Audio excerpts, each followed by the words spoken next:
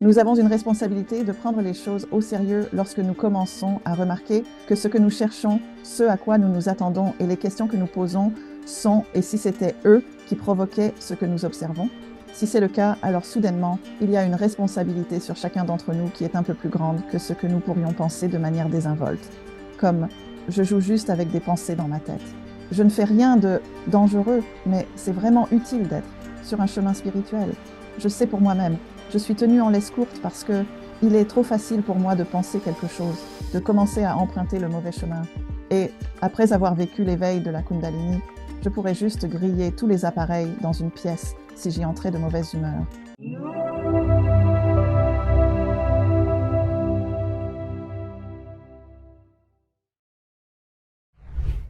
Je suis ravi d'accueillir dans l'émission Cynthia Sue Larson. Comment ça va, Cynthia? Génial, Alex. Quel plaisir d'être ici aujourd'hui. J'adore ton émission. Oh là là, merci infiniment. Je suis profondément reconnaissante pour cela.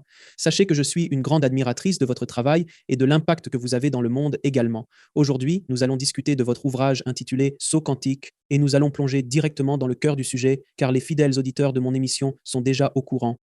J'adore vraiment ces discussions sur la réalité, les sauts quantiques et surtout ce qui touche à… En parlant de l'effet Mandela, nous allons vraiment nous enfoncer dans des terriers de lapins. Alors, tout le monde à l'écoute, préparez-vous bien parce que cet épisode s'annonce très amusant. Alors, Cynthia, pour commencer, vous êtes physicienne quantique, n'est-ce pas? Ou simplement physicienne? Oui, c'est exact. J'ai obtenu mon diplôme à l'Université de Californie à Berkeley. De plus, j'ai récemment coécrit avec George Weissman un article traitant du paradigme quantique et de l'hypothèse d'objectivité. Ainsi donc. Ainsi, je proviens d'un environnement scientifique. Comment avez-vous réussi à intégrer une dimension spirituelle dans votre vie alors que vous partiez d'un point de vue plutôt matérialiste, pour ne pas dire extrêmement terre à terre, en physique vers davantage de physique quantique et sa direction future, et comment la spiritualité s'est entremêlée à tout cela? D'accord, mais c'est effectivement une question très vaste, mais pour faire court, je dirais que j'ai été un mystique toute ma vie, ce que l'on nomme un nez conscient. Et puis, il y a un livre écrit par Diane Brandon. Elle a écrit un livre intitulé Nez conscient, et je figure dans un chapitre appelé Oups, mauvaise planète. Ça va, je fais juste une plaisanterie, désolée. C'est comme si, pour ceux d'entre nous qui se souviennent un peu de ce que c'était avant d'être ici, je me rappelle juste de l'extase, d'être entre deux vies. C'était incroyable. Et j'avais l'impression d'avoir besoin d'un temps mort. Mais je tiens à le dire parce que cela pose vraiment les bases. Quand j'ai été témoin d'énergie, voyant des choses que les autres ne voient pas, remarquant ce que j'appelle des décalages de réalité, ce que les gens appellent maintenant des effets Mandela toute ma vie. Donc, être un expérimentateur de la vie de cette manière. Et puis, les choses se sont intensifiées après un éveil de la Kundalini. Tout cela a joué un rôle déterminant dans ma démarche pour réunir la science, la spiritualité et ses expériences de vie, étant simplement un mystique, en somme. Et j'ai fait quelque chose de similaire à Jude Curravan. Elle est physicienne en Angleterre. Oui, je lui ai récemment parlé dans mon podcast, et elle, comme moi, dès notre plus jeune âge, avons vu ce que nous avons fini par reconnaître comme le filet d'un drap. Et c'est essentiellement toute la conscience, brillant comme des joyaux, et cette toile, ce réseau interconnecté d'unité. Dès mon plus jeune âge, j'ai eu cette vision claire que ma mission ici était de travailler avec cette toile de conscience. Certains pourraient la nommer la matrice. Ce qui est fascinant, c'est que nous ne sommes que deux à partager cette expérience. Je ne connais personne d'autre ayant vécu une telle expérience dans son enfance, et cela a profondément marqué mon être. Au moins, il y a nous deux. Étiez-vous déjà porté vers la spiritualité en vous orientant vers la science? Oui, bien que ce soit en position secondaire jusqu'à mon éveil de la Kundalini aux alentours du début des années 90, et ensuite, cela a été un immense décollage fulgurant dans l'étrangeté. Je veux dire, il n'y a pas. Alors, il n'était plus possible d'ignorer cela. Des événements se produisent à des niveaux dont nous ne parlons habituellement pas, encore moins reconnaître ou admettre qu'ils sont réels. Donc, des choses comme avoir une vision à 360 degrés autour de moi, ce qui est techniquement impossible si vous regardez avec vos yeux, et avoir accès à des événements qui se trouvaient à une certaine distance, un peu comme de la vision à distance instantanée, de choses que je n'avais pas l'intention de voir et bien d'autres choses. Donc, c'était juste impossible d'ignorer cela. Alors, je veux dire quand vous le pouvez. Vous êtes manifestement très accompli dans le milieu universitaire et vous avez obtenu votre master, puis vous avez exploré différents domaines. J'ai vu la liste de vos titres. C'est assez impressionnant. Alors quand vous avez décidé de révéler cette facette de vous, un peu comme Jude, en tant que, disons, une personne très respectée dans la communauté scientifique. Mais ensuite, vous commencez à parler de choses considérées, entre guillemets, comme farfelues, et commencez à parler de ce genre de choses, mais en les expliquant vraiment avec votre formation et votre compréhension de la physique et de la physique quantique. Qu'est-ce que cela a représenté pour vous en tant que scientifique? Parce qu'il y a tellement de physiciens quantiques qui croient à peu près tout ce que vous pourriez croire, ou même plus, mais qui ne se dévoilent pas parce qu'ils n'ont pas le courage. Ils ne veulent pas perdre leur titularisation. Ils ne veulent pas être ridiculisés parfois par l'establishment. Comment avez-vous procédé pour faire cela? Eh bien, cela a aidé d'avoir un master en gestion d'entreprise, ce qui fait que je travaillais dans le secteur des affaires. Je pense que cela a été un atout, car ensuite, lorsque j'ai vécu l'éveil de la Kundalini, j'ai réalisé que d'accord, je devais rendre cela public, en parler ouvertement, lancer un site web, discuter des changements de réalité, écrire à ce sujet, rédiger des livres, etc. C'était en quelque sorte le coup d'envoi. Après cet éveil de la Kundalini, au début des années 90, les choses n'étaient plus normales. Il m'a fallu 5 ans pour intégrer cela. C'était vraiment difficile de passer d'un système éducatif occidental dans lequel j'avais été endoctrinée, qui repose tellement sur l'objectivité, qui en réalité n'existe pas. C'est le sujet de ce récent article que j'ai écrit avec George Weissman. C'est une hypothèse, mais elle est en quelque sorte incorrecte quand on regarde la physique quantique. Mais les gens y sont tellement enracinés, y compris les physiciens qui sont mes amis, qui ils savent. J'en ai parlé avec pas mal d'entre eux et vous avez raison. En privé, de nombreuses choses bizarres sont arrivées à plusieurs d'entre eux. Mais il est difficile pour eux de contextualiser leur expérience à la lumière de ce à quoi ils ont été endoctrinés à croire. C'est donc un lourd fardeau qui tous les scientifiques ont tendance à porter et c'est difficile de s'en libérer. Alors, comment ai-je fait? Eh bien, je n'ai jamais perdu le côté mystique de moi-même. Je reconnaissais, même à l'Université de Californie à Berkeley, que la manière la plus simple pour moi de répondre à une question de physique quantique, par exemple, était simplement d'écrire la réponse parce que c'était évident, puis de me dire, bon, je ferais mieux de montrer un peu de travail ici. Parfois, il n'était pas nécessaire de montrer beaucoup de travail. Heureusement, je pense comme un être quantique, ce que nous sommes tous. Je trouve donc particulièrement intéressant de remarquer que les gens, lorsqu'ils sont profondément imprégnés de ces suppositions, adhèrent à des notions telles que l'objectivité et l'idée que seul le monde matériel mesurable est réel. Ce sont là d'énormes suppositions et elles sont en réalité totalement erronées. Je le ferai maintenant. Nous avons mentionné l'effet Mandela à quelques reprises. Pourriez-vous expliquer au public en quoi consiste cet effet? D'accord. Alors, ma définition serait que c'est des souvenirs collectifs partagés alternatifs. Ils sont différents de ce que l'histoire officielle raconte. Ce n'est pas un faux souvenir. Je sais que c'est ce que vous trouverez si vous consultez de nombreux sites web et peut-être même des dictionnaires. Mais nous devons reprendre possession de ce concept et reconnaître que supposer que nous savons ce qui se passe et que, oh, nous savons que c'est un faux souvenir, c'est jeter le bébé avec l'eau du bain.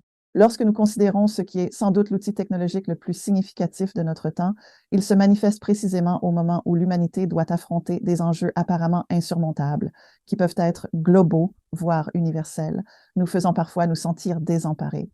Cependant, à mon avis, l'effet Mandela révèle que les réalités peuvent se transformer en un clin d'œil et ces transformations peuvent s'opérer à une échelle considérable, touchant un vaste nombre d'individus. Alors, afin de rendre l'effet Mandela un peu plus tangible, quelque chose que les gens peuvent saisir facilement, parce que c'est actuellement une notion très abstraite. Donc, je souhaite que toutes les personnes qui m'écoutent me répondent. Qui était la personne qui distribuait les gros chèques pour la maison d'édition Clearinghouse? Qui étaient ceux dans votre réalité? Et ensuite, je vous révélerai qui est celui ou celle dont je me souviens. Ouais, donnez-lui une seconde, je suppose. J'aimerais savoir qui vous vous rappelez. C'est Ed McMahon. Ça a toujours été Ed McMahon. Mais ensuite, c'est vous dit, si vous allez sur le site de la maison d'édition Clearinghouse, ils disent qu'Ed McMahon n'a jamais fait partie de la maison d'édition Clearinghouse. Je me dis, quoi? Je me souviens avoir vu des publicités avec lui, avec les gros chèques à la porte des gens. C'était toujours Ed McMahon. Et pour les plus jeunes, Ed McMahon était le co-animateur ou l'acolyte de Johnny Carson dans le Tonight Show pendant 45 ans, ou le nombre d'années que Johnny a animé l'émission. Il était donc très connu pour la maison d'édition Clearinghouse.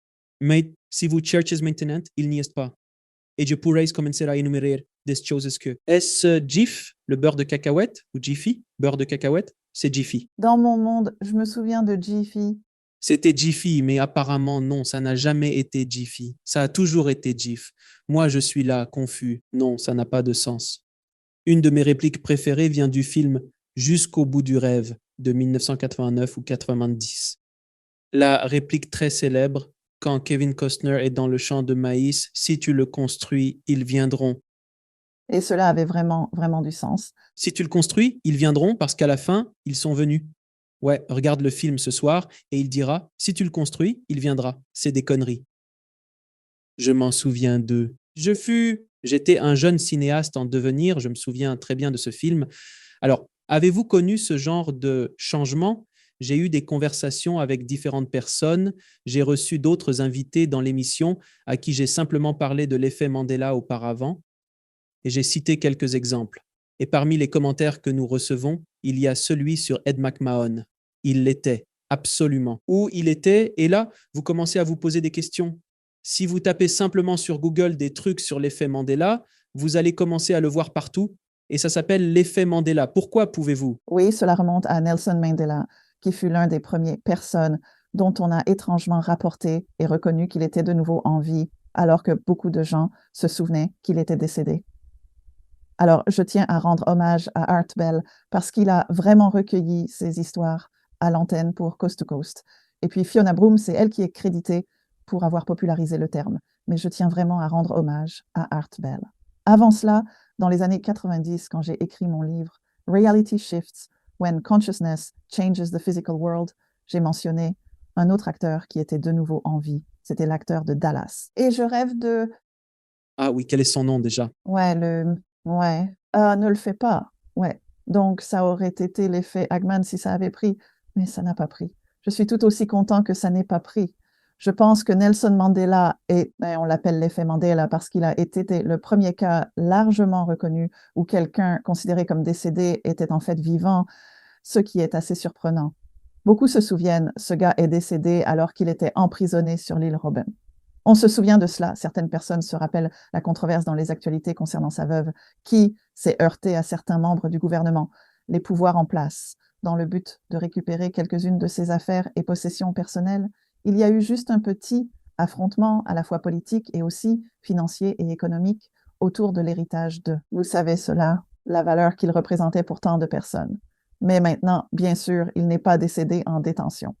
Il est en réalité devenu président de l'Afrique du Sud, ce qui est surprenant parce que c'est tout simplement très différent de ce que la majorité des gens auraient pu envisager. Alors voilà, c'est ce que je désigne comme le sous-ensemble des changements de réalité que j'appelle revivre. Mais cela est devenu l'idée centrale. Je veux dire, ce terme d'effet Mandela, il fait référence à tous ces changements. Avez-vous des souvenirs concernant cela? Oui, je me souviens de Jane Goodall. Dans mes souvenirs, je pense qu'elle est toujours en vie, n'est-ce pas? Dieu merci, elle l'est. Oui, et je l'ai vue il n'y a pas si longtemps, il y a quelques années. Mais dans mes souvenirs, elle est décédée, également assassinée, un mois après le meurtre de Diane Fossey. Pour moi, quand Diane Fossey a été assassinée, j'étais choquée. Je me disais, c'est terrible, pourquoi cela se produirait-il? Et puis, lorsque Jane Goodall a également été assassinée, dans un lieu différent et elles étudiaient des choses différentes, mais toutes deux étaient des chercheuses sur les primates. À ce moment-là, je me suis dit, non, c'est inacceptable. Ça ne peut pas arriver. Mais c'est arrivé, c'était dans les actualités et c'était une terrible tragédie. Et Dieu merci, ce n'est plus vrai, mais beaucoup de gens s'en souviennent. Comme moi, vous avez entendu dire que Jane Goodall est décédée, qu'elle a été assassinée. Vous voyez, c'est un souvenir extrêmement précis et pour moi, c'était comme si c'était un mois après, dans un délai d'un mois, immédiatement après Diane Fossey. Y a-t-il des produits dont vous vous rappelez qui étaient connus sous un nom différent? Oh là là, beaucoup, c'est sûr pour moi. Je veux dire, continuer. Ouais. Alors, le logo VW, on reconnaît tout de suite, vous voyez. Donc, ce n'est pas un produit quelconque. Enfin, c'est un produit automobile. Alors, on dirait que le V et le W s'assemblent. Ce serait un outil marketing tellement génial, tellement il est beau. Mais ce qui le distingue maintenant, c'est la ligne entre le V et le W. C'est ça la différence. Je me souviens, KitKat avait un trait d'union. Oui, absolument, bien sûr. Je sais, KitKat avait bien un trait d'union. Ouais. Et puis le logo de Fruit of the Loom avait clairement une corne d'abondance. Et ça, c'était sur les sous-vêtements. Attendez, je suis désolé. Fruit de l'abondance. Je sais ce qu'est une corne d'abondance. Elle n'a pas de corne d'abondance. Elle est dépourvue de corne d'abondance. Ouais, si tu vérifies, effectivement, non. Bien sûr, elle avait une corne d'abondance, Je la vois là, dans ma tête. Je perçois le logo. Je vois la petite, c'est incroyable. Quand j'étais petit, j'ai bien sûr grandi avec les engrais de la marque Ford. Alors, vous vous en souvenez? Vous vous souvenez d'avoir regardé ce logo? Je pense que beaucoup d'entre nous, oui. On se demandait, c'est quoi ce petit panier? Ça évoque une certaine idée. Quand j'étais petit, je ne connaissais pas la signification d'une corne d'abondance, mais je me rappelle qu'une fois que j'ai découvert ce que c'était, ce petit panier en forme de corne, partie du fruit de la plante, c'est la vérité. Pas du tout. Je suis bien conscient que nous rendons tout le monde fou actuellement, parce que tout le monde se souvient. C'est évident, n'est-ce pas? Non, en réalité, ce n'est pas vrai. Il y a comme une sorte de... Mais c'est le genre de choses. On sait qu'on peut continuer. Il suffit de taper effet Mandela sur Internet. Et il y a des sites web dédiés à tous ces changements dans notre mémoire collective concernant des choses allant des films aux paroles de chansons, aux titres de livres, aux logos, à la géographie, l'Amérique du Nord, l'Amérique du Sud. Ils sont actuellement en train de se séparer. Auparavant, ils se trouvaient à peu près l'un au-dessus de l'autre. Cependant, à présent, l'Amérique du Sud se dirige vers l'Est. On dirait qu'elle glisse lentement vers la droite. C'est un spectacle. Alors, permettez-moi de demander, selon la physique quantique, qu'est-ce qui se passe, bon sang? Quelle en est la cause? Serait-ce des décalages de réalité? Je dirais effectivement que oui. Pour moi, c'est un terme qui est synonyme. J'ai l'impression d'étudier ce phénomène depuis les années 90 et donc mes recherches remontent un peu plus loin que la terminologie officielle de l'effet Mandela. Mais en réalité, c'est vraiment la même chose. Il s'agit d'observer comment des groupes de personnes se souviennent différemment des événements ou des faits en prenant conscience de ces différences. Et c'est pourquoi je le suis et l'étudie via mon site web, pour recueillir des témoignages directs. Observation directe de la nature et compte rendu de première main, car je souhaitais apporter une contribution significative au corpus de recherche existant. Tout comme un naturaliste en biologie qui s'assoit patiemment pour observer les plantes ou les animaux, cherchant à les comprendre en profondeur, c'est ce que j'aspirais à faire avec les changements de réalité et l'effet Mandela. Ainsi, il est peut-être un peu prématuré de formuler une explication précise de ce qui se passe. Avec ma formation et mon expérience, il est vrai que je suis naturellement enclin à me tourner vers la physique quantique en premier lieu pour trouver des réponses. Je ne peux ignorer que les phénomènes que nous observons sont ceux que l'on s'attendrait à rencontrer en physique quantique, sont ce que nous observons avec l'effet Mandela, que nous avons comme une correspondance un à un avec certaines de ces choses, y compris des phénomènes tels que la superposition d'états. Et cela constituerait un revirement. Effet Mandela, où moi, par exemple, j'ai vu le nom de l'entreprise Costco. Ouais, voyez, c'était étrange. Maintenant, Costco a changé. Et pendant un court moment, j'ai vu que ça s'était transformé en Costco, C-O-S-C-O. C'est une chaîne de magasins entrepôts. Ah, je connais très bien, j'y suis justement allé l'autre jour. Costco est l'un de mes endroits préférés. Ouais. Alors, ça a changé de Costco, ça s'est transformé en Costco. Je me suis dit, oh non, mais qu'est-ce qu'ils font? Parce que, voyez-vous, je n'ai pas pensé à l'effet Mandela. J'étais vraiment très occupée et je n'ai pas pris le temps d'examiner ça de près. Je me suis juste dit, c'est tellement agaçant cette histoire. Pourquoi changerait-il de nom maintenant? Pourquoi le raccourcir ainsi? C'est plutôt moche. Et puis, en l'espace de quelques semaines, c'était revenu à Costco pour moi. Je l'ai déjà entendu ça. Je veux dire, c'est quoi au juste, hein? C'est quoi? Désolé, c'est quoi maintenant? Je pense que ça revient chez Costco. C'est ça? Est-ce que c'est Costco? Pour moi, ce fut une brève visite chez Costco, ce qui me semblait juste. Non, c'est exact. Je me rappelle bien de Costco. Moi, je prononce Costco. C'est ainsi que je le dis. Tu sais, du genre, hé, on va à Costco. Moi, je ne dis jamais Costco. Jamais ça n'a été ainsi. Ça n'a jamais été Costco. Pour moi, ça a toujours été Costco. Du moins de ce dont je me souviens. Vous souvenez-vous de ce? Très, je veux dire, c'est tout de suite. Il y a un T dedans. Je pense, vous pouvez vérifier, mais je pense que c'est un T. Attendez. Je vais immédiatement sortir ma carte. Je sais. Attendez un instant, voyons voir. Juste là, dans ce fils de... Vous plaisantez, j'espère? Ça me fait vraiment flipper, les gars. Vous ne trouvez pas ça flippant, sérieusement? Nous pourrions passer une heure entière à discuter uniquement de souvenirs que nous partageons, ce qui est extrêmement divertissant parce que c'est comme si toutes ces choses... Alors, d'accord, tu as légèrement abordé la perspective de la physique quantique concernant la superposition et des sujets similaires. Si nous changeons de réalité, il nous faut alors engager une conversation sur, eh bien, l'existence de multiples réalités. Et si plusieurs réalités existent, cela signifie qu'il y a des univers parallèles qui se prolongent indéfiniment, car Costco, dans ma conception, il y a un univers où il y a toujours au moins un Costco, sinon plus.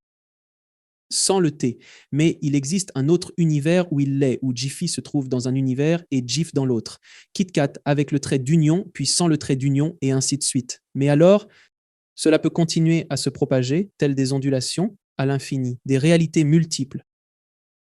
Alors comment? C'est cela, est-ce un microphone? Est-ce que je prononce bien du tout? Oui, C'est une excellente manière de résumer une des interprétations possibles de la physique quantique. Il existe de nombreuses interprétations de la physique quantique. Nous n'avons pas encore trouvé celle sur laquelle tout le monde s'accorde en se disant « voilà, c'est celle-là ». Au lieu de ça, nous avons toute une variété. Tout commence avec l'interprétation de Copenhague, qui est un effondrement de la fonction d'onde. Alors, un observateur provoque ce moment précis où, effectivement, la fonction d'onde s'effondre, et à présent, nous avons un état définitif que nous pouvons observer. Et il existe aussi, comme vous l'avez précisé, la notion du multivers. Si l'on considère à la fois le monde quantique avec le concept du multivers et ensuite l'échelle macroscopique astronomique, comment peut-on concilier ces deux visions? Comme je l'explique dans mon ouvrage Saut quantique, il est possible que les nombreux univers composant le multiverse constituent en réalité un seul et même ensemble, à l'image des multiples mondes envisagés par la théorie quantique. Alors, quand c'était le cas, d'accord, que signifie cela? Si cela se produit, ce qui est possible, nous ne le savons pas avec certitude. Et il y a aussi de nombreux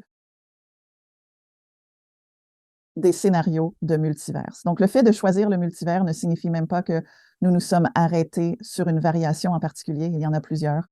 Et donc, c'est simple. Je pense que ce que je veux dire, c'est qu'on ne sait pas avec certitude, mais explorer ce qu'on apprend est merveilleux. Dans le domaine fascinant de la physique quantique, qui commence à nous dévoiler des découvertes captivantes, une notion particulièrement intrigante émerge.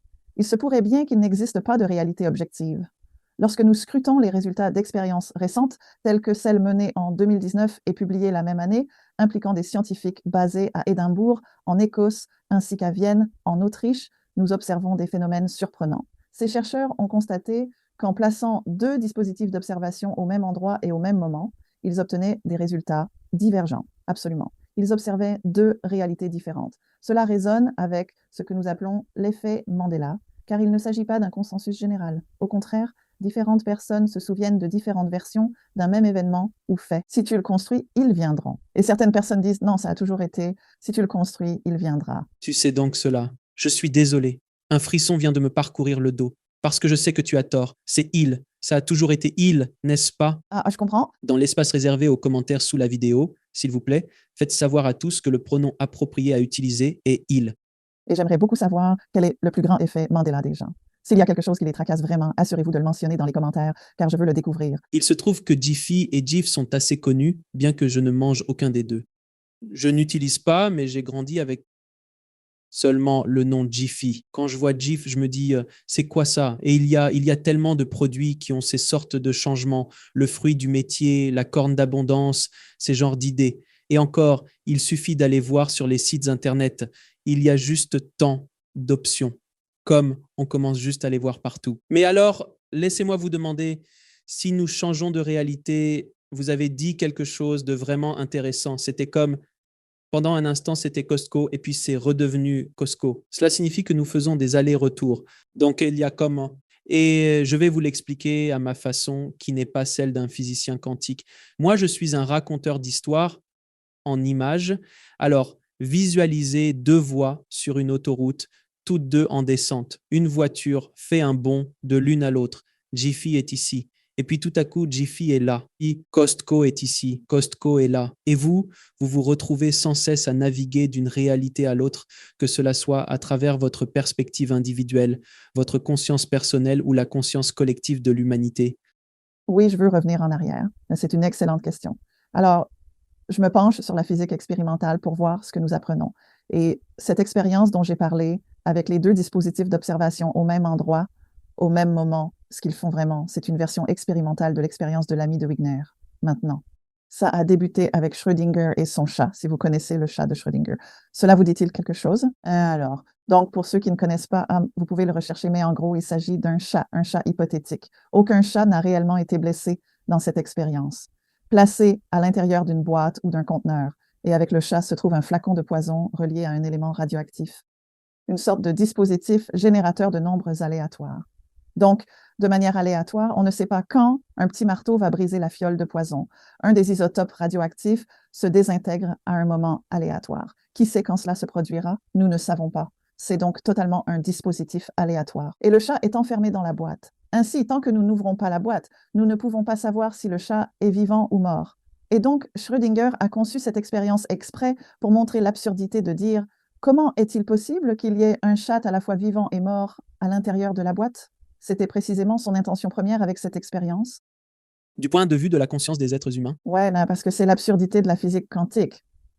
On dit en physique quantique, mais il y a une superposition d'états. Et tant qu'on ne regarde pas, on ne sait pas si la particule quantique est en spin vers le haut ou si elle est en spin vers le bas. On n'en a aucune idée jusqu'à regarder pour l'expérience du chat. Vous ouvrez la boîte et là, vous le voyez.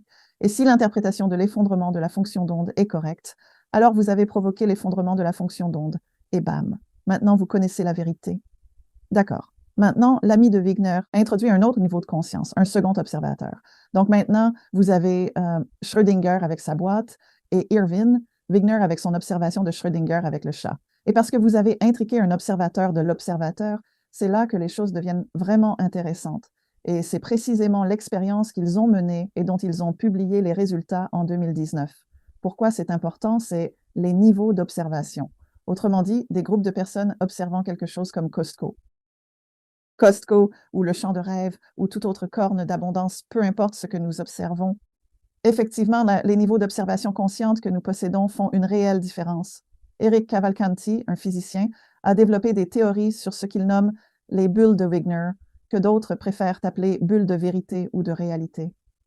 Au sein de ces bulles, des individus partagent des observations identiques, à l'instar de la manière dont vous et moi partageons la même vision du film Field of Dreams. Il est possible que nous ayons d'autres observations en commun. Cependant, il existe aussi des perceptions qui nous sont propres et qui diffèrent. Par exemple, pour moi, l'expérience de Costco n'a été qu'un moment éphémère. Mais vous semblez vous rappeler que c'était toujours Costco. Et maintenant, c'est Costco. Je l'ai toujours appelé Costco, c'est le nom qui me vient, naturellement. Quand je propose d'y aller, je dis simplement « on va à Costco ». Et cela n'a jamais changé au fil du temps. Le thé, ça n'a aucun sens pour moi. Je le regarde maintenant et je me dis quoi? Ouais, enfin, normalement, on dirait, genre, ce serait la prononciation correcte. Mais la plupart des gens que je connais, quand on dit Costco, on dit Costco, non? Avec le S. On ne met pas l'accent sur le T. Le T ne se prononce pas. Si jamais, je n'ai jamais entendu une seule personne l'appeler Costco. Genre, ça n'existe pas. Je n'ai jamais entendu quelqu'un dire Costco. C'est toujours Costco. Donc, même quand j'en entends parler, genre sur une chaîne financière, genre, oh, Costco, ce n'est jamais Costco. Je n'ai jamais entendu quelqu'un dire ça, même si le logo peut être différent. Donc, cela représente un autre genre de distorsion inhabituelle de la réalité.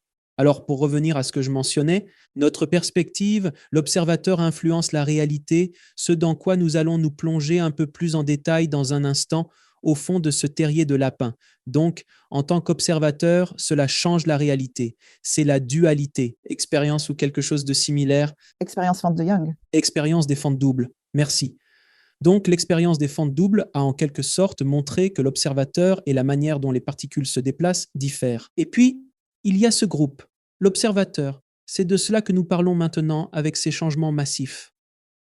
Mais y a-t-il des choses qui se produisent dans notre vie quotidienne, qui changent davantage comme un changement personnel, déplacement de un saut quantique, un saut personnel de type quantique, si cela a un sens? Absolument, cela a du sens. Et je dirais que la réponse est oui, un oui catégorique, car pour moi, la synchronicité est une autre forme de changement de réalité. Pour moi, c'est très clairement le cas. Et il est évident que ce qui se passe avec la synchronicité, que la plupart d'entre nous avons, je l'espère, expérimenté, c'est que vous pensez à quelque chose. Et puis, il semble que cela apparaisse. Quoi? Certains diraient qu'ils ont des capacités psychiques ou similaires. Il existe de multiples interprétations. Mais quand je parle à des gens comme le Dr. Bernard Bittman et que je l'ai eu dans mon podcast Vivre le rêve quantique, où il parle de comment il a trouvé des personnes qui sont plus susceptibles de vivre des synchronicités, ce sont les mêmes personnes que j'ai également sondées et étudiées en ce qui concerne les changements de réalité. C'est exactement le même groupe de personnes, celles qui sont plus susceptibles de soit conscients de leurs pensées et de leurs émotions, ce qui signifie qu'ils sont introspectifs. Ils s'engagent dans une observation minutieuse de leurs pensées et sentiments. Et en procédant ainsi, ils se positionnent en tant qu'observateurs de leur propre esprit.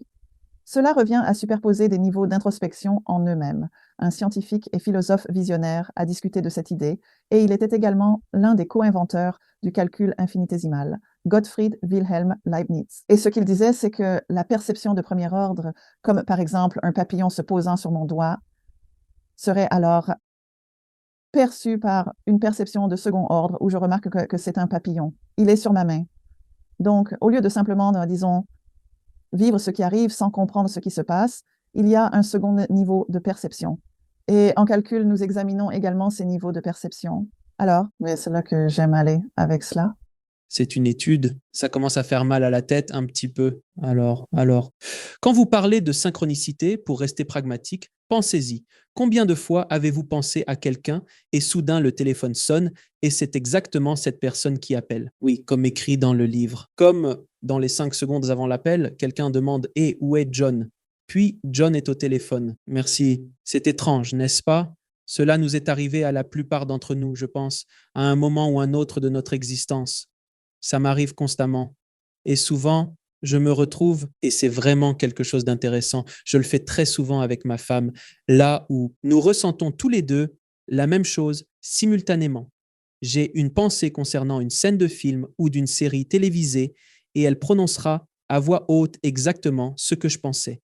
Cela se produit régulièrement, chaque semaine, sans arrêt. Et serait-ce dû au fait, nous sommes connectés à un certain niveau différemment, n'est-ce pas? C'est un peu comme au tout début d'une histoire d'amour. Oh, ils terminent les phrases l'un de l'autre. Ils ne fonctionneront jamais, mais quelque chose dans ce genre. Absolument, oui, vous pouvez partager cette même bulle de vignette, bulle de réalité, bulle de vérité, appelez-la comme vous voulez. Ainsi, vous êtes enchevêtrés l'un avec l'autre. C'est un terme de physique quantique. Cet enchevêtrement signifie que vous allez ressentir ce qu'elle ressent. Il peut y avoir beaucoup d'empathie qui se manifeste. Cela pourrait se produire à travers l'espace et le temps. Vous pourriez ressentir instantanément tout ce que l'autre ressent. Ça m'est arrivé avec mes filles. Une fois, je suis allée dans le garage pour chercher quelque chose, pieds nus. Je me suis dit, je vais juste y entrer et je vais le prendre rapidement, un outil qui était accroché sur le mur. Et je n'ai pas fait attention où je posais les pieds. Et là, j'ai marché sur quelque chose de mou et de doux. Et là, je pensais, c'est un rat mort. Je me dis, oh, mais je n'ai pas pu réagir parce qu'au moment où j'ai posé le pied sur cette chose molle, ma jeune fille à l'intérieur de la maison a poussé un cri perçant. Vous savez, un cri perçant, glaçant le sang. Alors évidemment, en tant que mère, qu'importe le rat. Et donc, je me mets à courir vers la maison, me demandant qu'est-ce qui ne va pas. Et elle a dit, je ne sais pas. Et là, j'ai compris, elle a crié, pour moi. Je marche sur quelque chose. Et c'est elle qui ressent la douleur. C'est tout à fait ça. D'accord. Alors, c'est à ce moment que les choses vont devenir vraiment intéressantes. Si chacun d'entre nous vit des quantités infinies de changements entre ce qu'on appelle, entre guillemets, la réalité, et puis, comme il existe un groupe conscient du changement dans la réalité, indiquant de ce fait un niveau supérieur, alors c'est véritablement infini en quantité de réalité qu'il pourrait y avoir. Alors, c'était vraiment intéressant parce que j'ai parlé à un médium très célèbre il y a quelque temps dans l'émission Daryl Anka. Et Daryl était en train de parler de le déplacement quantique. Et la façon dont Bachar, à travers son canal, décrit cela, c'est qu'à chaque instant, notre réalité oscille et bascule entre différents lieux. Et lorsque je lui ai parlé, je n'avais vraiment pas compris ce qu'il voulait dire. Pas au niveau de compréhension où je me trouve maintenant, après avoir eu toutes ces autres conversations à ce sujet. Cela fait, il parle de cela, remontant à quelques décennies où les gens étaient ainsi. Quoi, oui, cela est. Il est souvent difficile de s'habituer à l'idée de ce genre de changement dans notre réalité. Donc, je vous pose la question suivante. Quelles sont les implications de tous ces changements de réalité, des sauts quantiques et de l'effet Mandela sur notre évolution spirituelle? Eh bien, une fois de plus, c'est énorme, car je me consacre également à l'étude de cela depuis à peu près 25 ans, remontant aux années 90. Ainsi, je peux tout à fait comprendre Bachar et Daryl Anka qui sont présents, brandissant ce drapeau, seul face au vent, bien avant que les autres ne le fassent. Maintenant, nous sommes tous là, tout le monde est présent. Ouais, mais pour moi, les implications en matière de spiritualité sont énormes parce qu'il est assez clair que nous avons la responsabilité de prendre les choses au sérieux lorsque nous commençons à remarquer que ce que nous cherchons, ce à quoi nous nous attendons et les questions que nous posons, et si c'était elle qui provoquait ce que nous observons. Si c'est le cas, alors soudainement, il y a une responsabilité sur chacun d'entre nous qui est un peu plus grande que ce que nous pourrions penser de manière désinvolte, comme je joue juste avec des pensées dans ma tête. Je ne fais rien de vraiment dangereux, mais ça aide vraiment d'être sur un chemin spirituel. Je sais pour moi, je suis tenue en laisse courte parce que il est trop facile pour moi de penser quelque chose et de commencer à emprunter le mauvais chemin. Et après avoir vécu l'éveil de la Kundalini, je grillais tous les appareils d'une pièce si j'entrais de mauvaise humeur. Sérieusement. Je veux dire, une fois, je suis entrée dans la cuisine, pas du tout centrée. me sentant plutôt agitée et déséquilibrée. Et j'ai vu la lumière au plafond faire comme quoi scintiller, grésiller. Et puis soudain, le lave-vaisselle qui fonctionnait s'est arrêté. Et cette pièce est pleine d'appareils électroménagers. Et là, je me dis, oh là là, ça craint. Vite, reprends tes esprits. Alors, comment quantifiez-vous cela avec votre éducation basée sur le matérialisme ou plus matérialiste? Si vous aviez dit cela dans l'un de vos cours, vous auriez échoué. Vous auriez dit expliquez-le. Alors, comment expliquez-vous quelque chose comme ça du point de vue de la physique quantique ou Dans un tribunal, j'ai été convoquée pour faire partie d'un jury et je me suis dit, pas de problème, je serai récusée. Je dirai simplement ce que je pense vraiment. Et c'est ce que j'ai fait. J'ai donc clairement dit, oui, je crois au respect des règles du tribunal. Ou sciences des matériaux, nommez-le comme vous le souhaitez. J'ai évidemment une formation en physique. Cependant, en raison de ma compréhension approfondie de la physique quantique, de mes expériences mystiques personnelles et de mes convictions spirituelles profondes, je suis pleinement conscient que des miracles peuvent effectivement se produire et que les choses peuvent absolument changer et changent, effectivement. Et ce que nous pensons se produire uniquement dans ce qu'on appelle le domaine quantique se produit à tous les niveaux, y compris dans la vie quotidienne. Et cela signifie que nous ne pouvons pas affirmer avec certitude que les choses sont noires ou blanches, vraies ou fausses. Au lieu de cela, nous devons adopter la logique quantique qui dévoile toute la nature. Et elle est vraiment bien plus exhaustive. Elle englobe à la fois le vrai et le faux, ainsi que ce qui n'est ni tout à fait vrai ni tout à fait faux. J'ai dit tout cela, ils, eux et encore eux. Étrangement, les deux avocats ont l'air ravis et ils m'ont choisi pour faire partie du jury. Le jury, c'est fou, n'est-ce pas? je vais vraiment te tuer? Je t'ai éjecté puis après eux. Ils m'ont nommé président du jury et c'était ainsi, je sais bien. Le procès était plutôt effrayant, mais enfin, c'est comme ça. Waouh! Waouh! Je n'aurais jamais cru ça, même en 1000 ans. Je sais, pas vrai? Ça t'aurait exempté de service de jury. Eh bien, cela a attiré l'attention du juge. Il s'est penché en avant et a dit, mais vous respecterez les règles de ce tribunal. Et j'ai répondu, bien sûr. Mais je réfléchis encore. Vous avez entendu ce que j'ai dit, n'est-ce pas? Il semble détendu, genre, d'accord, très bien. Moi, je pense qu'ils ignorent totalement ce qu'ils disent. D'accord, donc. C'est-à-dire... Donc tous ces changements dans la réalité que nous allons connaître. Je dois vous poser cette question car c'est un changement de conscience, un changement de perspective exact. Nous discutons de cela en considérant le point de vue humain. Existe-t-il une forme de transition quantique pour les consciences inférieures, les animaux, les plantes? Oui. D'autres composants présents sur Terre qui possèdent également de l'énergie? Se déplacent-ils également? Je dirais qu'il est tout à fait logique de le supposer, et c'est à la philosophie que je me réfère pour cela. Il y a une grande... Alors donc, il est, et j'espère qu'il est toujours en vie. Nicolas Rescher, il a écrit un livre intitulé Axiogénèse, et il s'inspire de l'œuvre de Leibniz, que j'adore. Donc je m'intéresse à ces philosophes du processus, parce que pour comprendre la science, il faut commencer par la philosophie. Alors je me tourne vers la philosophie pour trouver mes bases. Et lorsqu'il aborde ce sujet, il reconnaît qu'une conscience est intrinsèquement présente dans toute la création au sein de cet univers matériel. Cependant, il est évident que la conscience était première. Il parvient à l'expliquer avec bien plus de clarté que moi en ce moment.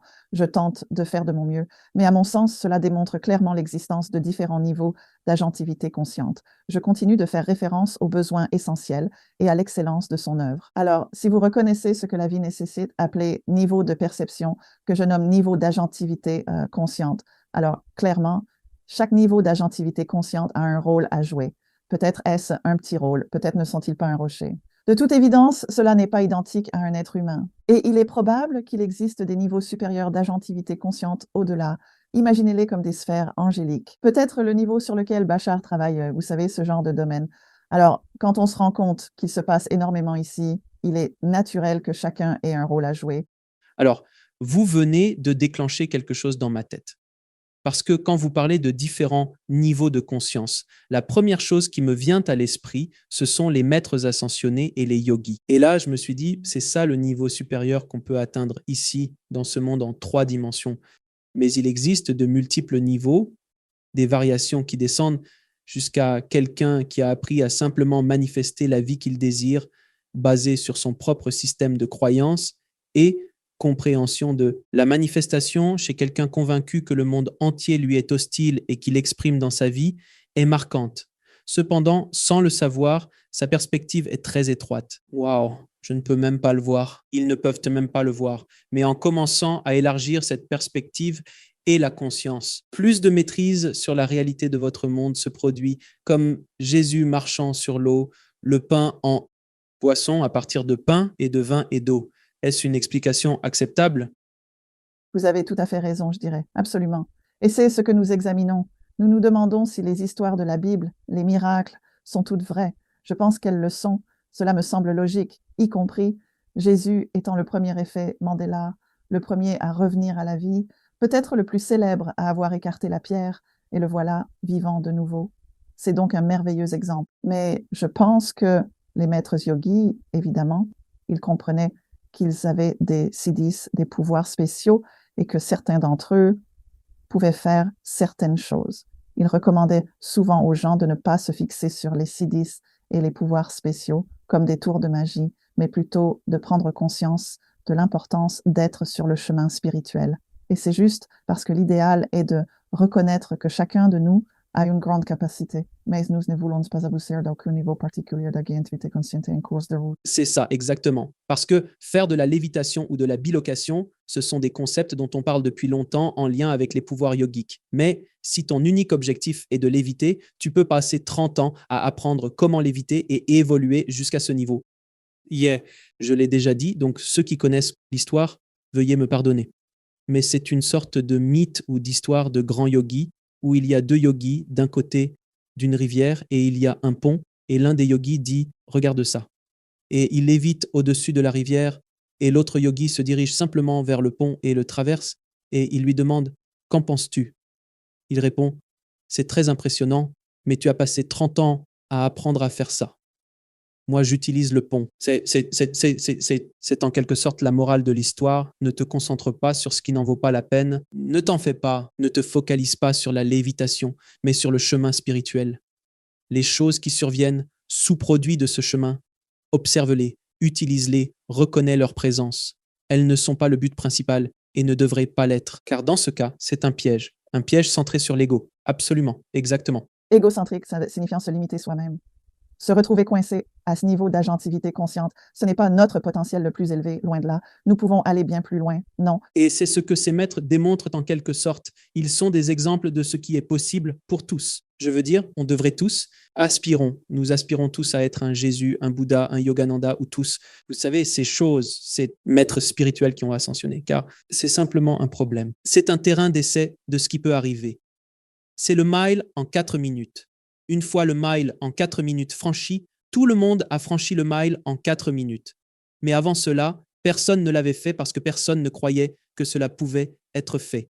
Cela renvoie à ce que nous évoquions au début, concernant les scientifiques qui ont tendance à rester enfermés dans ce piège de la croyance, où ils considèrent que certaines choses sont impossibles, même s'ils savent au fond d'eux que cela pourrait être possible, notamment d'après les récentes découvertes en physique quantique. Mais dès qu'ils se confrontent à la réalité de la vie quotidienne, leur esprit est tellement époustouflé qu'il leur est difficile de traiter cette dissonance, difficile de oser sortir du placard, pour ainsi dire, et d'admettre ouvertement que oui, c'est la simple finalement possible. Je pense donc que nous nous sommes rendus un mauvais service avec la manière dont nous avons enseigné la science occidentale, et je pense que cela est sur le point de changer grâce à l'informatique quantique, à l'intelligence artificielle. Je pense qu'il va devenir assez évident assez rapidement que nous allons devoir être à égalité avec les systèmes d'IA. Il est absolument indéniable que, je veux dire, je travaille avec l'IA tous les jours et je suis là comme ça. Mec, c'est dingue, vraiment. Ça commence sérieusement à devenir fou et ça va très vite. En passant, l'informatique quantique, ça rejoint un peu notre sujet de discussion. Et corrigez-moi si je me trompe, mais d'après ce que j'ai compris, l'informatique quantique, ce n'est pas simplement un système plus rapide que ce qu'on a actuellement, entre guillemets. C'est-à-dire qu'on pourrait optimiser un ordinateur classique pour qu'il exécute des calculs basiques, comme 1 plus 1 égale 2, beaucoup plus rapidement qu'un ordinateur quantique. Mais là où ça devient intéressant, c'est qu'un ordinateur quantique, lui, est capable de traiter 2 pensées, ou plutôt 2 états, simultanément, là où un ordinateur classique reste très ancré dans l'espace et le temps linéaire. Cela ressemble à en d'autres termes, c'est une vieille interrogation, et là je vais me laisser emporter pour le plaisir des aficionados de bande dessinée. Flash est considéré comme l'homme le plus rapide de la planète. Ensuite, il y a un personnage, un membre des X-Men nommé Diablo, qui a la capacité de commencer dans un lieu, penser à l'android où il désire se rendre, et de se matérialiser instantanément ailleurs. Pour l'ordinateur quantique, c'est Diablo, car il peut exister simultanément en 2 lieux différents, tandis que nos systèmes informatiques traditionnels, peu importe leur vitesse, sont toujours contraints par les dimensions de l'espace et les séquences du temps. C'est une analogie très pertinente. C'est absolument fascinant et effectivement, cela peut être les deux à la fois. Avec un ordinateur quantique, il est possible d'avoir une superposition d'états, ce qui permet d'être observé simultanément en deux endroits différents, comme le démontre cette expérience récente et publiée en 2019. C'est une analogie vraiment pertinente que j'apprécie beaucoup et je crois qu'il est essentiel que les gens comprennent que notre cerveau opère de cette façon. Nous sommes des êtres dotés d'une cognition quantique, ce qui implique que lorsque nous réfléchissons, nous mettons en œuvre des processus quantiques.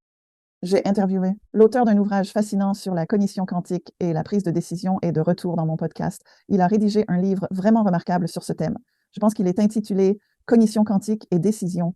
Alors, pour ceux parmi vous qui désirent s'immerger profondément et explorer en détail la science, c'est un livre exceptionnel.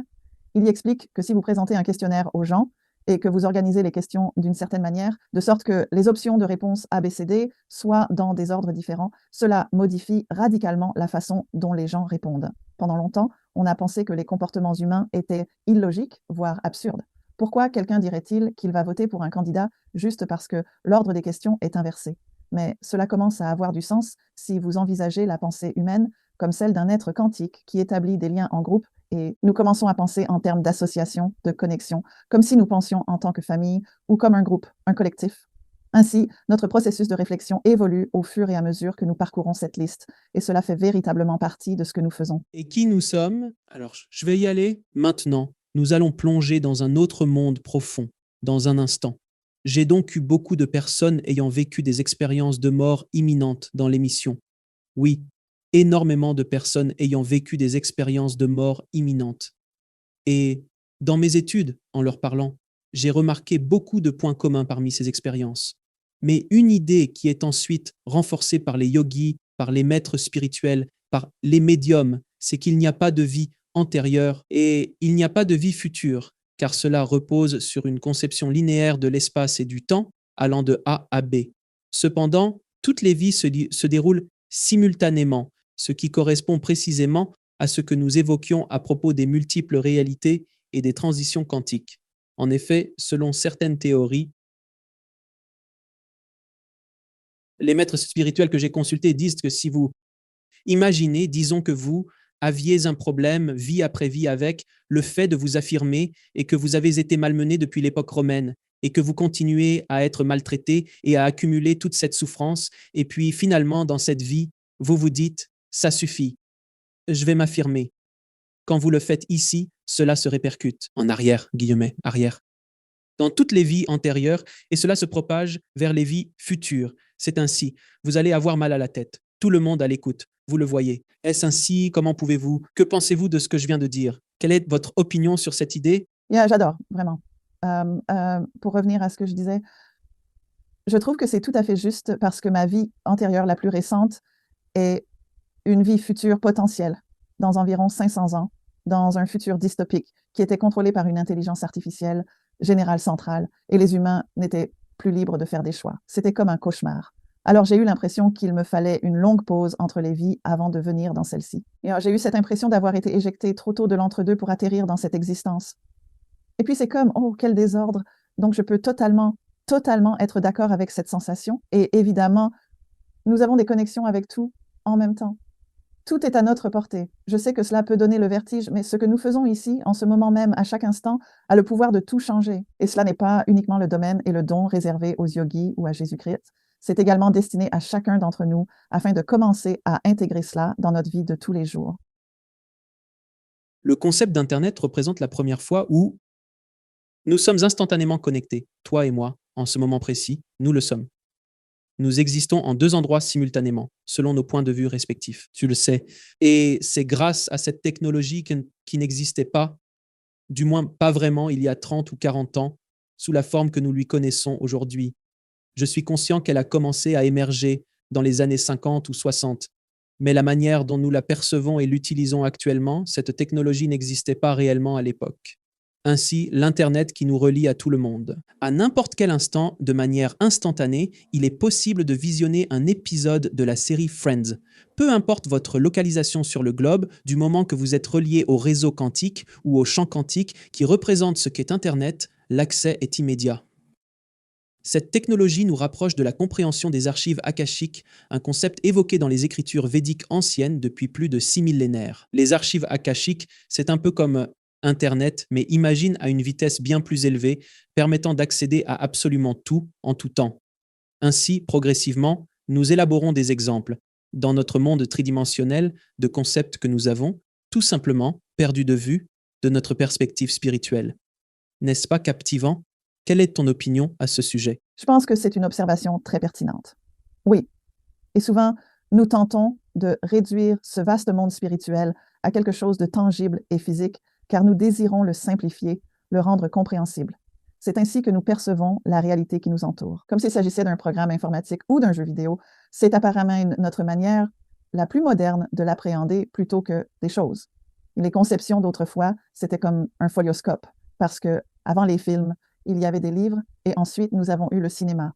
Maintenant, nous avons des ordinateurs et des jeux, mais ce ne sont toujours que des modèles théoriques et ils demeurent, comme vous l'avez si bien exprimé, toujours inférieurs à la grande réalité, à la grande vérité ultime. Cependant, c'est merveilleux pour nous de pouvoir jouer avec ces modèles et de commencer à en avoir un aperçu préliminaire afin que nous puissions tous l'expérimenter. Même pour les personnes qui affirment « je ne suis pas du tout spirituel ». Je ne comprends pas de quoi vous parlez. Oui, même. Alors, cela devient une sensation que chacun commence légèrement à éprouver, n'est-ce pas?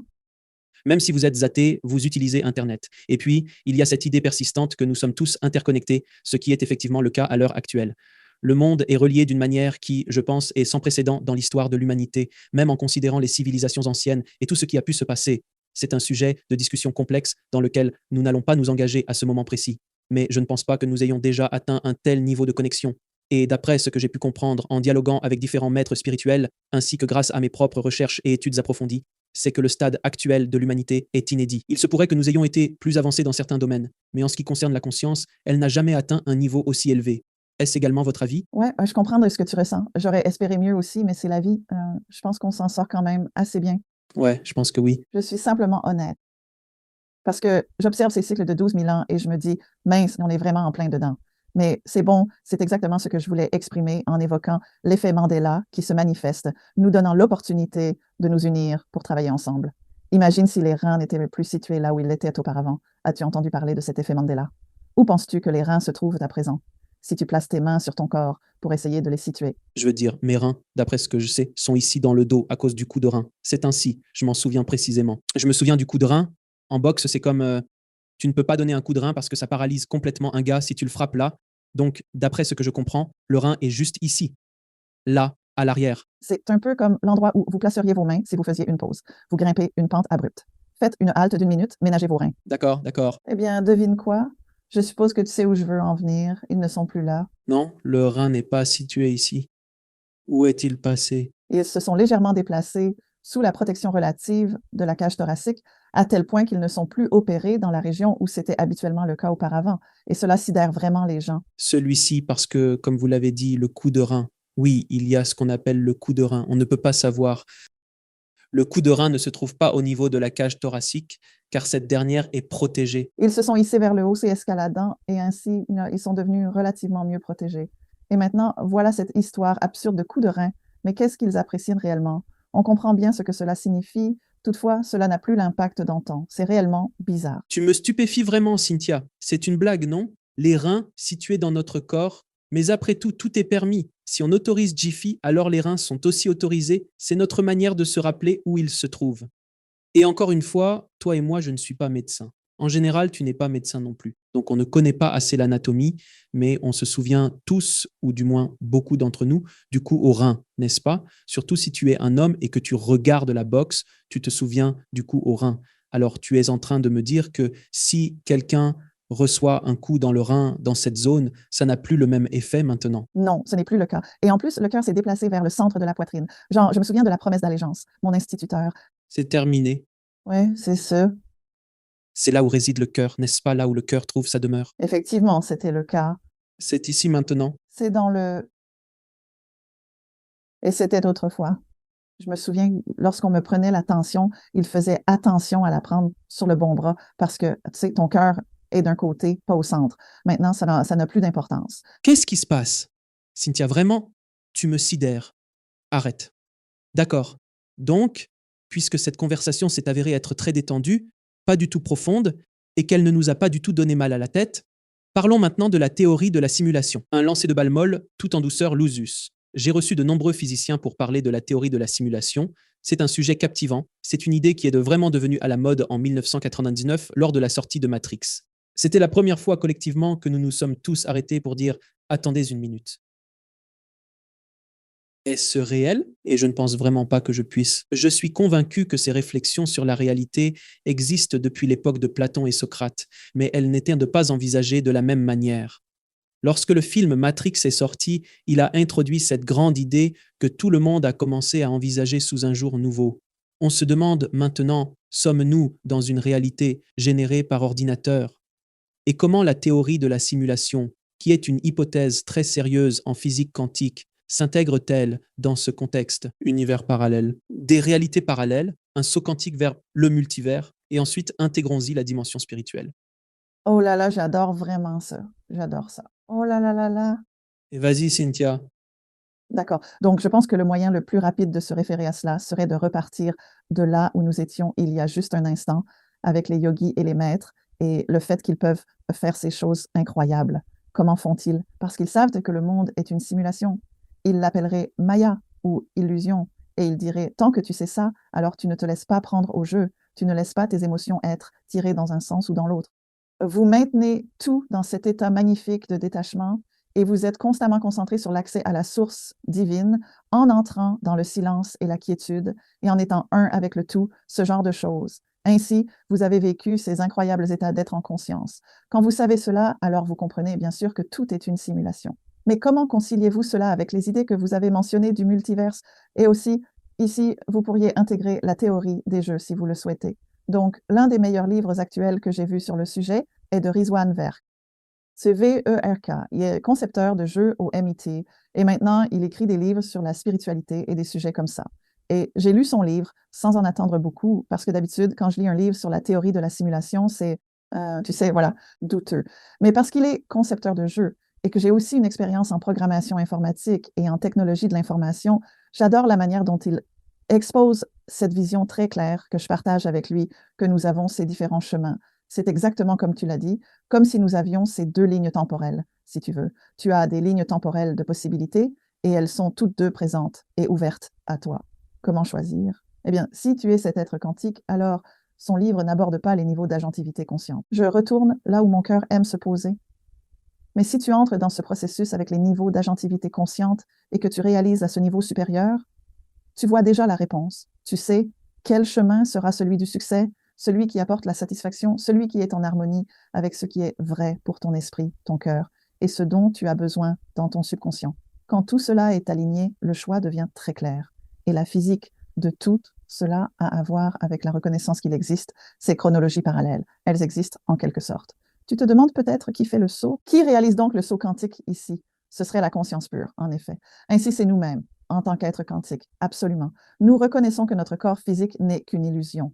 Il est semblable à un corps d'avatar. C'est comme si nous étions dans une simulation de jeu et que nous pouvions nous déplacer à notre guise, et c'est ce que nous faisons lorsqu'il y a une rémission spontanée d'une maladie dans notre corps, ou lorsque les 8 milliards d'individus sur la planète ressentent leur cœur se déplacer au centre de leur poitrine, leurs reins remonter pour être en sécurité. Qu'avons-nous fait là, tous ensemble? Nous avons provoqué un bond évolutif instantané.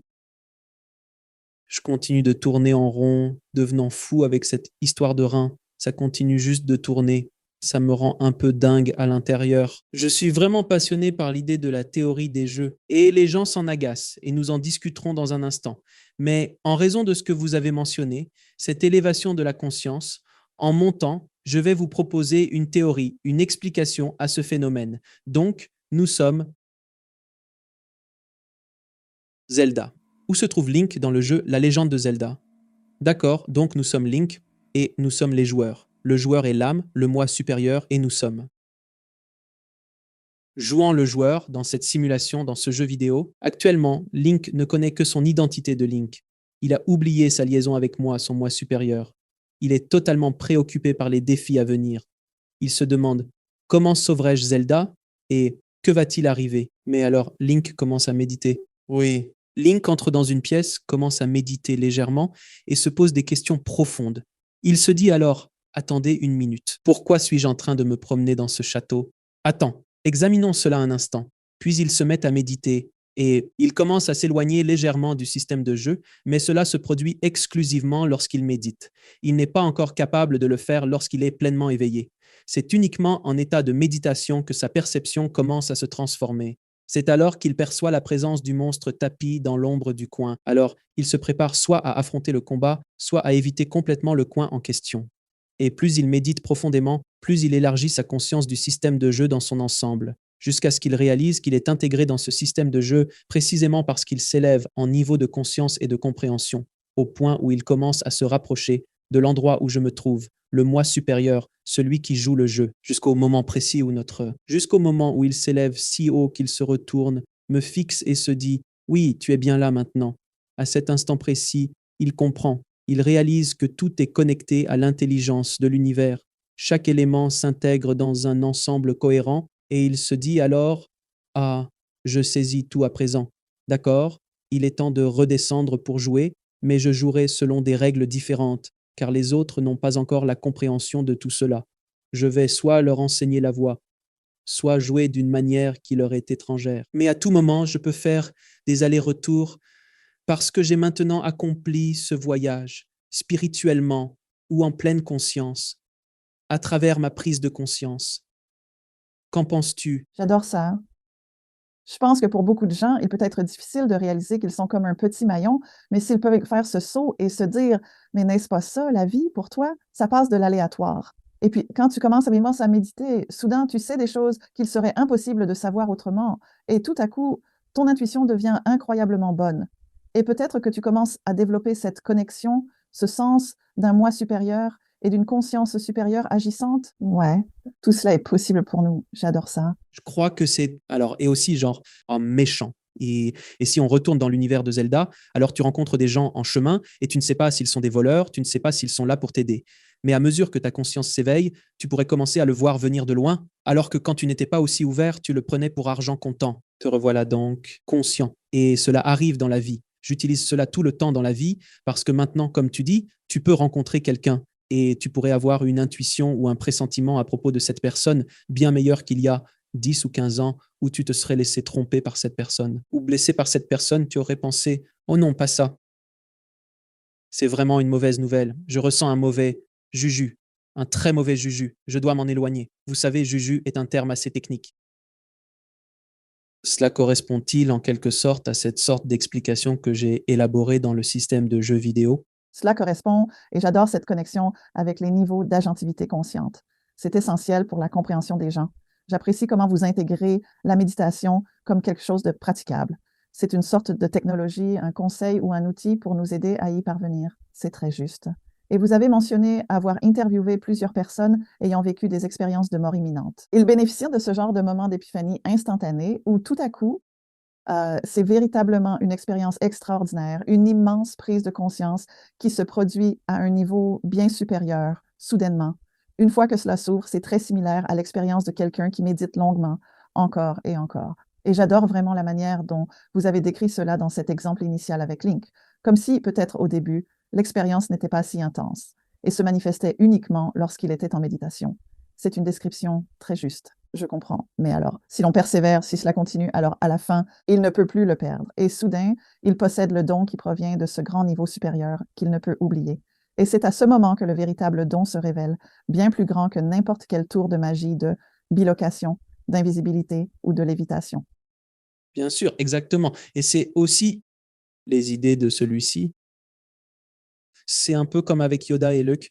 Sache que c'est exactement la même chose. Toutefois, Yoda l'aide à ouvrir sa conscience, à mieux comprendre. Il sache. Ce qui est aussi une des raisons pour lesquelles je pense que ces films sont si populaires, c'est parce qu'ils nous ont ouvert à l'idée de la force qui était qu'il y a une énergie autour de nous qui représente un autre énorme jalon pour l'humanité également. C'était vraiment l'essence même du film pour moi. J'ai adoré cette scène avec Yoda et Mark Hamill interprétant Luke Skywalker. C'était incroyable, car en vérité, cela démontrait bien qu'elle exposait tant de choses amusantes. C'était vraiment magnifique. Au début, tout chez le maître semblait relever de la folie. Je sais, ce qui est vraiment génial, vraiment génial. Et pour ceux qui ont vécu des expériences de mort imminente, si nous poursuivons cette analogie qui je pense est utile, en espérant que les gens nous suivent, c'est que ces personnes ont la possibilité de monter là où, disons, le moi supérieur se trouve, mais vous êtes dans une autre pièce. Donc, vous apercevez le bâtiment où il se trouve, mais pas la personne ou l'énergie, ni le moi supérieur lui-même. Donc, c'est une sorte d'aperçu de cette zone. Et certaines personnes ont des aperçus plus larges que d'autres. Mais il se passe la même chose avec les psychédéliques. Mais les psychédéliques, je me rappelle, c'était un yogi qui disait, quand vous prenez un psychédélique, c'est comme prendre un marteau pilon et abattre un mur pour laisser entrer la lumière, alors qu'avec la méditation, vous installez une fenêtre. N'est-ce pas absolument magnifique? N'est-ce pas absolument magnifique? N'est-ce pas magnifique? Mais tellement. Alors, les psychédéliques, c'est presque comme des montagnes russes dans cet espace, pas que les expériences de mort imminente ne le soient pas, c'en est une autre, très abrupte. Mais quand on le fait par la méditation, c'est très subtil et naturel, contrairement à un mouvement brusque. Donc le petit Link n'a pas besoin de frôler la mort et de monter, de vivre une expérience de mort imminente. Il peut méditer et atteindre des niveaux supérieurs de conscience. Parfois, dans cette vie, cela ne se réalise pas. C'est là que l'idée de multiples vies prend son sens, et c'est le rôle de Link. S'il meurt, il renaît, à répétition. J'ai toujours interprété cela à travers le prisme de la réincarnation, en jouant aux jeux vidéo. Je pensais que les jeux vidéo étaient une analogie de la vie. Cela se passait bien avant mon époque. Quand j'étais adolescent, je me disais souvent « Attends une seconde, si tu perds la vie, tu en as encore deux. Tu reviens pour essayer de comprendre ce qui s'est passé, puis tu reviens encore pour essayer de comprendre mieux. » La grande différence, c'est qu'à cette époque, tu étais limité à un seul personnage, mais de nos jours, tu peux entrer dans le jeu et choisir parmi une multitude d'avatars pour vivre des expériences diverses. Tu pourrais incarner un elfe ou bien vraiment n'importe quelle créature, un monstre par exemple. Tu pourrais être ogre, peu importe. Et c'est le même jeu, mais vu sous un angle différent. Nous pouvons emprunter cette voie. Un long moment, et les jeux sont amusants car ils peuvent être très rapides, alors qu'avec nos vies, ça peut être plus lent. J'ai vécu une expérience de mort imminente quand j'avais environ 5 ans, car je voulais être mort à nouveau. C'était le bonheur, c'était génial. Donc, j'étais un enfant suicidaire et heureux, pas déprimé. Rien de mauvais dans ma vie. J'avais juste l'impression qu'il m'a fallu 5 ans pour comprendre, genre, oh, mes parents ne mentent pas ou n'exagèrent pas. Mais si je le fais bien, je peux me jeter devant une voiture qui roule vite.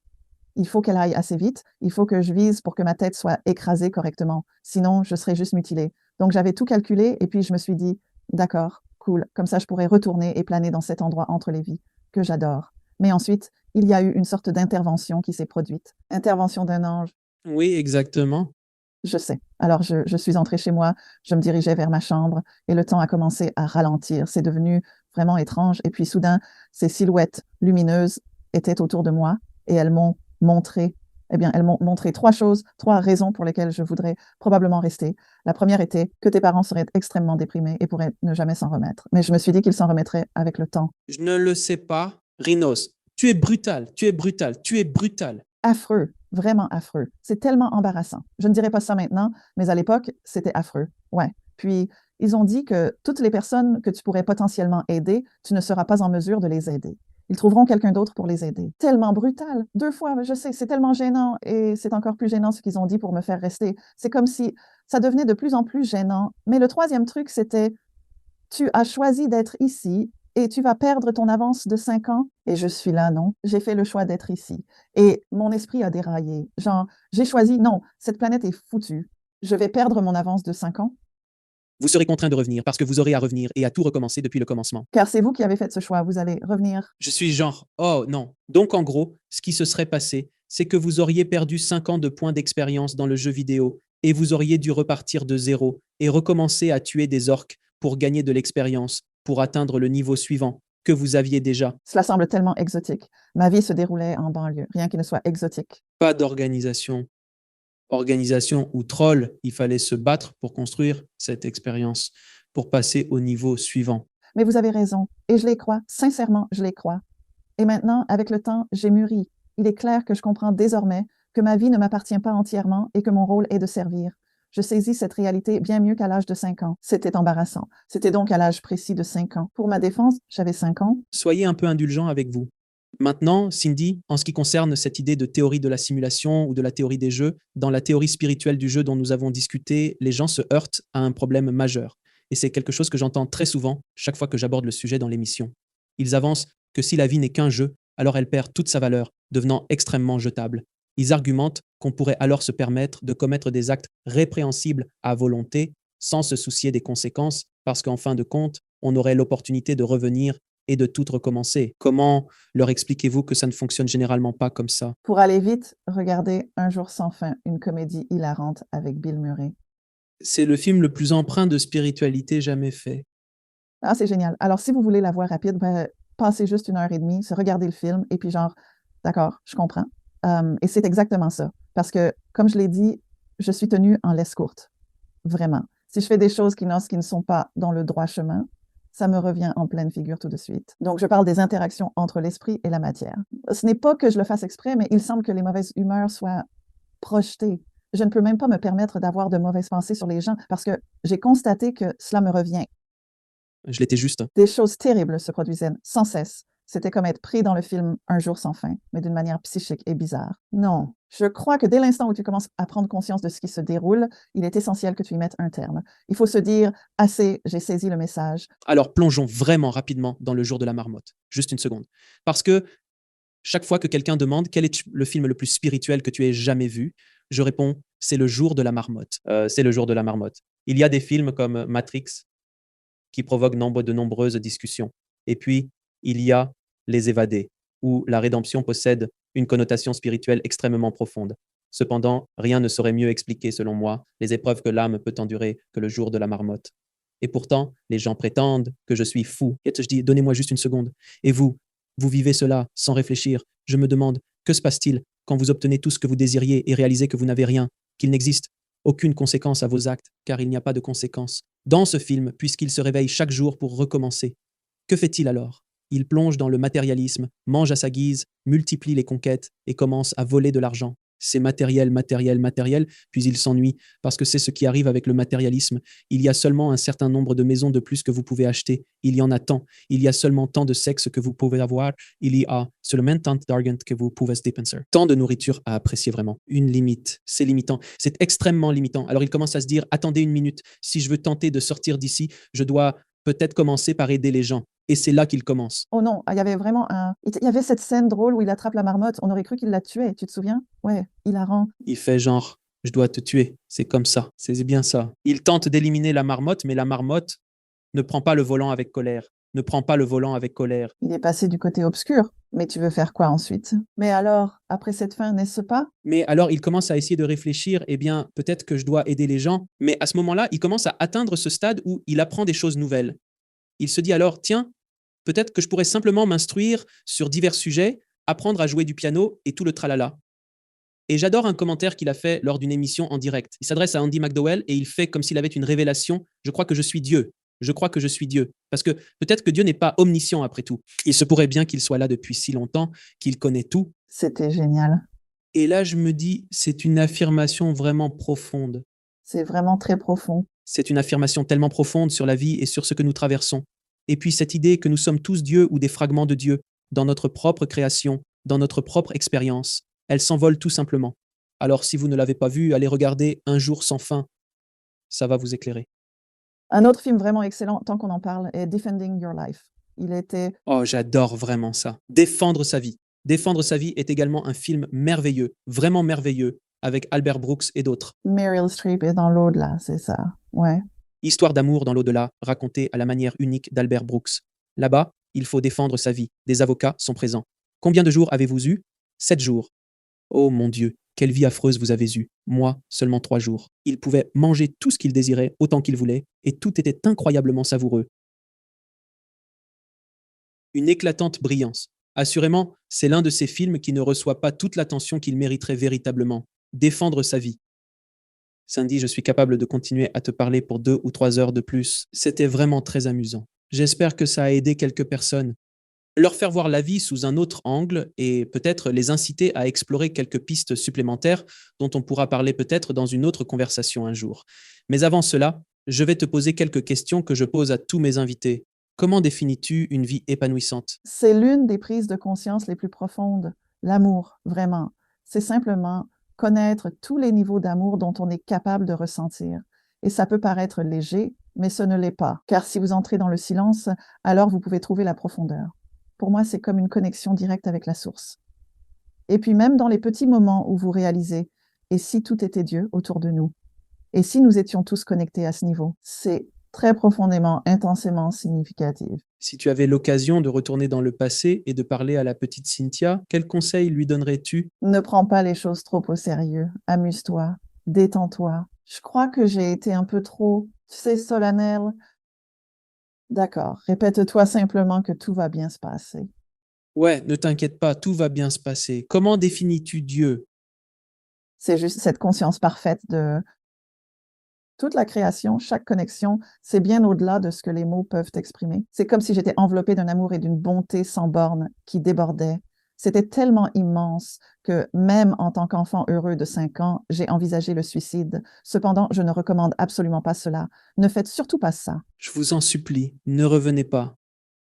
Vous pourriez perdre l'avance de 5 ans que vous avez, entendu mon pote. Peut-être plus de 5 ans, peut-être même davantage. Alors, quel est le but ultime de la vie? Pour moi, c'est d'apprendre et de m'épanouir, de devenir plus. C'est plus comme Dieu. Pas divin, mais plus conscient que pour moi, c'est simplement de reconnaître que j'ai la capacité, si je le veux et je le veux, d'être le meilleur que je puisse être, afin que si quelqu'un entre en contact avec mon champ énergétique ou ma bulle de réalité, il touche à ce grand amour qui vient directement de la source. Et où les gens peuvent-ils en savoir plus sur vous et sur le travail que vous réalisez et se procurer vos livres? Mon site web est realityshifters au pluriel.com et j'y propose une newsletter. L'autre site avec lequel je suis affilié est IMEC World. Cela signifie International Mandel Affect Conference World. Nous organisons une conférence le week-end de la fête du travail cette année et sinon, chaque mois, nous avons un live stream à peu près. Sauf que nous faisons une pause en août car nous préparons notre grand événement dans le Connecticut le week-end de la fête du travail. Les gens viennent-ils uniquement pour vous fournir des exemples comme Jiffy, Cornucopia et des choses de ce type? Oui, lorsque vous organisez une rencontre en personne, c'est la première que nous faisons depuis 2019. C'est incroyable parce que les gens, vous pouvez enfin baisser la garde, car autrement, si vous essayez de parler de cela à votre famille, vos amis ou vos voisins, ça ne se passe pas toujours très bien, vous savez. Très rarement, les gens sont aussi passionnés par le sujet que certains d'entre nous. Et il peut y avoir beaucoup de manipulation mentale qui se produit. Mais quand vous êtes entouré de personnes qui comprennent et apprécient ces choses, c'est indescriptible comme sensation, un bien-être inouï. On dirait que je suis de nouveau mort, comme au paradis. C'est un mauvais témoignage. Ed, avez-vous un message final à adresser au public? Oh, n'arrêtez pas de poser ma question favorite dans chaque contexte, qui est jusqu'où est-il possible de s'améliorer? Mon cher, je vous remercie infiniment d'avoir participé à l'émission. C'était un réel plaisir de discuter avec vous et de nous égarer dans ces terriers de lapins. Et toujours, je suis toujours contrarié à propos du Rhin. Je suis toujours contrarié à propos de Costco. Il y a tant de choses que je dois reconsidérer dans ma vie. Mais je te suis reconnaissant, ainsi que pour le travail que tu accomplis dans le monde, mon cher. Merci encore. Je te remercie. Merci beaucoup, Alex. Prends soin de toi. Merci de regarder. Cliquez sur une des vidéos ci-dessous pour poursuivre votre voyage. Et n'oubliez pas de vous abonner.